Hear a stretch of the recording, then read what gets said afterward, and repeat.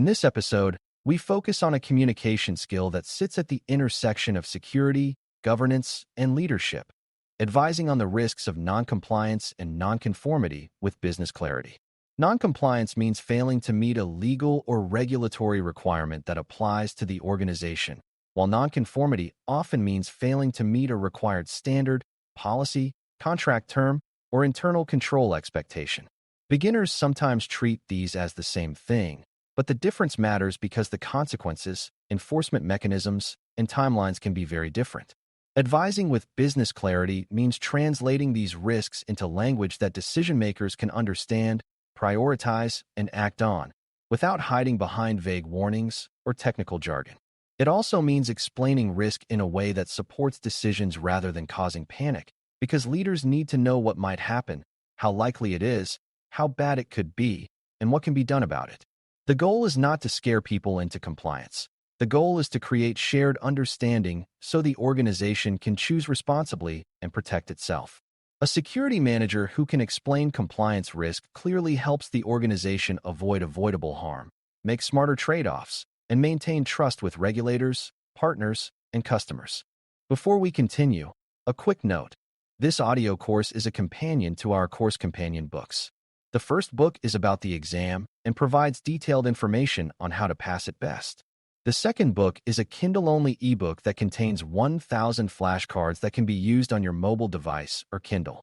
Check them both out at cyber.author.me in the Bare Metal Study Guide series. A useful starting point is to understand what leaders usually mean when they ask about compliance risk, because they are rarely asking for a list of rules. Leaders are usually asking, what is the impact on the business if we do not meet this requirement, and what choices do we have?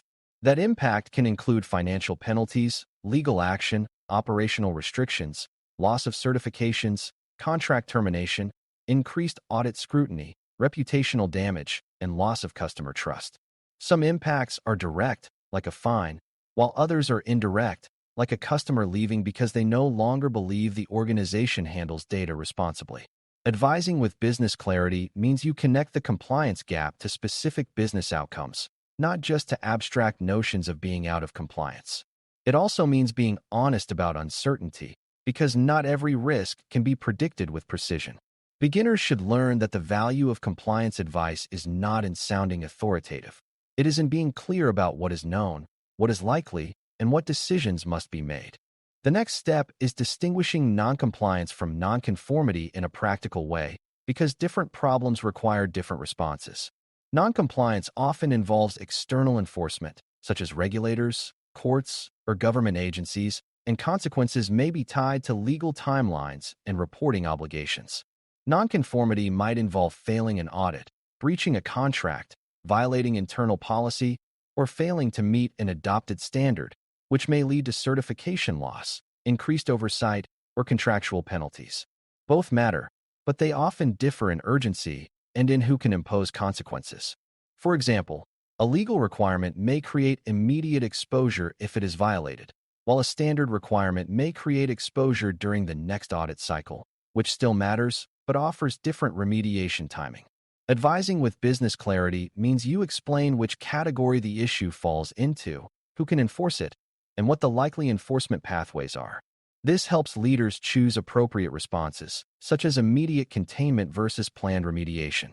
For beginners, the key is to avoid collapsing everything into a single label called compliance, because that hides important decision factors. Once a gap is identified, advising clearly requires describing it precisely, because vague descriptions lead to vague remediation and poor decisions. A precise description includes what requirement is not met, what part of the organization is affected, what data or systems are involved, and how the gap was discovered. It also includes whether the gap is a one-time failure or a systemic weakness, because systemic weaknesses usually create repeated failures. For example, a missed access review is different from a program that lacks a process for access reviews. Precise descriptions prevent the common mistake of overreacting to a small issue or underreacting to a deep issue. Precision also supports better prioritization, because leaders can see whether the gap affects critical systems, regulated data, or key business relationships. For beginners, It helps to think of this as diagnosing the problem before prescribing treatment. If you only say we are not compliant, you have not given leaders enough information to respond responsibly. Business clarity also depends on explaining consequences in a structured way that leaders can compare across risks. One useful approach is to describe consequences across categories like legal, financial, operational, and reputational impact. Legal consequences might include penalties, required notifications, or restrictions imposed by regulators. Financial consequences might include fines, remediation costs, legal fees, and lost revenue from disrupted operations or lost business. Operational consequences might include mandated changes, increased audit frequency, or limits on certain services. Reputational consequences might include loss of customer trust, increased scrutiny from partners, and negative attention that affects future opportunities. The exact mix depends on the requirement and the organization's context. Advising with clarity means connecting these consequences to realistic scenarios, such as what would happen if an auditor finds the gap tomorrow or if a breach occurs while the gap exists. For beginners, the key idea is that consequences are not one-dimensional. A small fine might be less damaging than a contract termination, and a public loss of trust might be more damaging than both combined. Another critical element is likelihood, because leaders need to understand not only what could happen, but how likely it is to happen. Likelihood in compliance risk is tricky because it depends on enforcement attention, audit schedules, incident probability, and how visible the gap is. Advising clearly means you avoid pretending you can predict enforcement perfectly, but you still provide grounded reasoning. For example, a requirement that is frequently audited or a gap that is easy to detect during routine assessments may have higher likelihood of being discovered soon. A requirement tied to breach notification might have higher likelihood of consequences if the organization experiences an incident, which may be more likely if the gap is itself a security weakness. You can also consider external triggers, like upcoming audits, contract renewals, or regulatory deadlines. For beginners, the key is to treat likelihood as a reasoned estimate, not a guess, and to explain what factors drive it. Leaders can handle uncertainty, but they cannot handle advice that hides uncertainty behind confident language. Advising with business clarity also means explaining options and trade-offs, because compliance gaps are rarely solved by a single perfect fix. Options can include immediate mitigation, longer-term remediation, compensating controls, scope reduction, or in some cases risk acceptance with proper authorization. The best option depends on time, resources, and the organization's risk tolerance and obligations. A compensating control is a different control that reduces risk when the primary requirement cannot be met immediately, such as increasing monitoring or restricting access, while a longer-term fix is developed. Scope reduction might mean limiting a service feature or limiting data collection to reduce exposure until compliance is achieved. Advising clearly means you present options with pros and cons, including how each option affects risk, timeline, cost, and operational impact. For beginners, the important idea is that good advice supports decisions rather than dictating outcomes. You guide leaders towards safer choices by making trade-offs visible and by explaining what is required versus what is negotiable. Non-compliance and non-conformity risks also relate to trust and credibility with auditors, regulators, and partners, and this is often underestimated. The way an organization responds to a gap can be as important as the gap itself. If the organization detects issues proactively, documents them honestly, and follows through with remediation, external stakeholders often view it as responsible.